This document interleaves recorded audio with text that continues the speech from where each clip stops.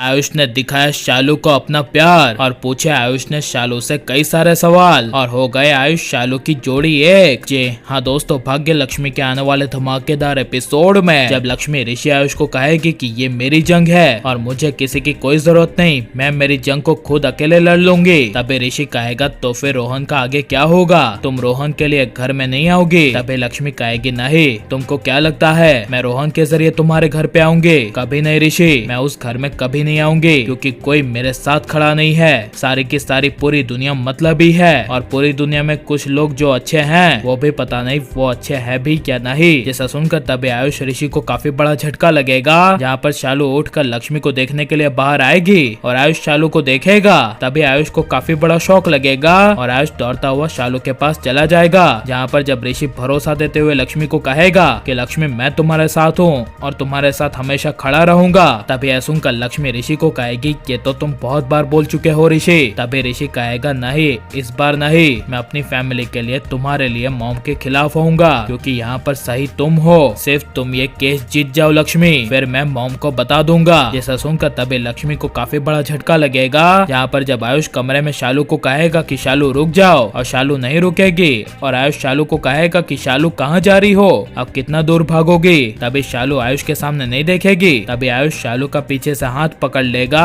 और आयुष शालू को कहेगा कि शालू तुम इतने सालों से कहाँ चली गई थी, कम से कम तुम तो आ जाती मेरे पास। और अपना प्यार दिखाते हुए आयुष कहेगा कि शालू क्या इतने सालों में तुम्हें मेरी याद कभी नहीं आई? सच बताओ शालू, क्या तुमने मुझसे कभी प्यार नहीं किया? क्या तुम्हें मुझसे प्यार नहीं है और अभी भी तुम मुझसे प्यार नहीं करती हो? बताओ शालू, मेरा जवाब दो। तभी यह सुनकर शालू पलट कर आयुष को कहेगी हाँ आयुष, मुझे तुम्हारी याद कभी नहीं आई क्योंकि सिर्फ तुम ही और ऋषि जीजू ही थे जो लक्ष्मी का हमेशा साथ देते थे। लेकिन 6 साल पहले का वो दिन एक ऐसा दिन था जहाँ पर मेरी दिल लक्ष्मी को बहुत ज्यादा सपोर्ट की जरूरत थी, खासकर तुम्हारी और ऋषि जीजू की। तुम दोनों के साथ की जरूरत थी लेकिन तुम दोनों ने साथ नहीं दिया और एक बार भी नहीं सोचा कि लक्ष्मी दी अगर ओबोरा हाउस से चली जाएगी तो वो जिंदगी कैसे जिएगी। तुम लोगों की वजह से मेरी दिल लक्ष्मी ने दर बदर की ठोकरें खाई। अगर उस दिन ऋषि जीजू और तुम मेरी लक्ष्मी दी के आगे खड़े रहते तो आज मेरी लक्ष्मी दी की और पारो की ये हालत ना होती। पारो को अपना पूरा बचपन देखने को मिलता